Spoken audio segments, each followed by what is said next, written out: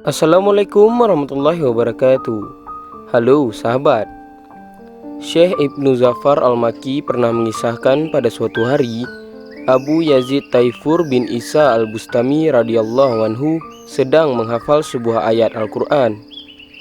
Wahai orang yang berselimut, Muhammad, bangunlah untuk salat pada malam hari, kecuali sebagian kecil. Quran Surat Al-Muzammil ayat 1-2.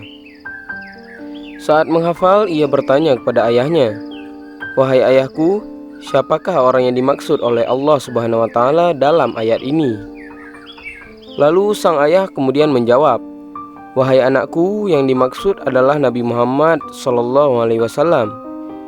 Si anak bertanya lagi, "Wahai ayahku, mengapa engkau tidak melakukan sebagaimana yang dilakukan oleh Rasulullah Sallallahu Alaihi Wasallam?" Dengan sabar sang ayah menjawab lagi, "Wahai anakku, sesungguhnya qiyamul lail terkhusus bagi Nabi Shallallahu Alaihi Wasallam dan diwajibkan baginya, namun tidak bagi umatnya." Setelah itu si anak tak bertanya lagi.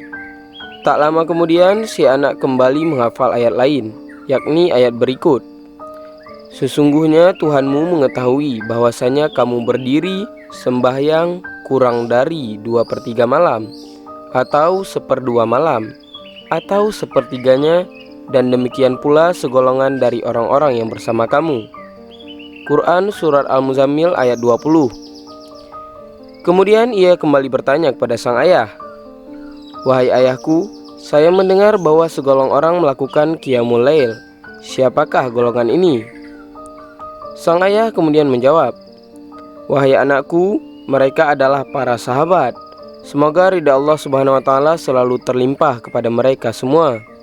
Masih belum merasa puas, ia kemudian bertanya lagi, "Wahai ayahku, apa sisi baiknya meninggalkan sesuatu yang dikerjakan oleh Nabi Muhammad Sallallahu Alaihi Wasallam dan para sahabatnya?" Ayahnya kemudian menjawab, "Kamu benar anakku." Lalu sang ayah kemudian mendirikan qiyamul lail dan melaksanakan sholat. Suatu malam Abu Yazid terbangun dan mendapati sang ayah tengah melaksanakan sholat malam. Lantas ia berkata, "Wahai ayahku, ajarilah aku bagaimana cara bersuci dan sholat bersamamu."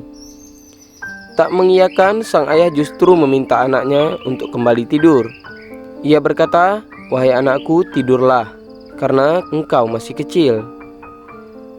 Si anak berkata lagi, "Wahai ayahku, pada hari manusia keluar dari kuburnya dalam keadaan berkelompok-kelompok untuk diperlihatkan kepada mereka balasan semua perbuatannya, saya akan berkata kepada Rabbku, sungguh saya telah bertanya kepada ayahku tentang bagaimana cara bersuci dan sholat, tetapi ayah menolak menjelaskannya.